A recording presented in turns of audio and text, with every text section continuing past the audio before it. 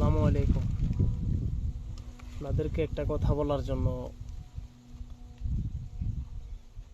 কিভাবে যে দিন পার করতেছি বিশ্বাস করবেন না, একমাত্র আল্লাহ রব্বুল আলমিনে জানে।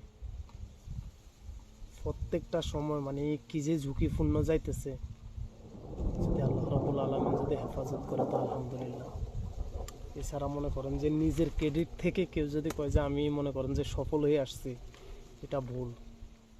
বুঝছেন, বাস্তবিক অর্থে মানে এটা এমন একটা সিচুয়েশান, এমন একটা জায়গা মনে করেন যে যেখানে 100 জনের ভিতরে 95 জনে মানে ডেড স্পট, জাগাতে শেষ, এরকম একটা পরিস্থিতি।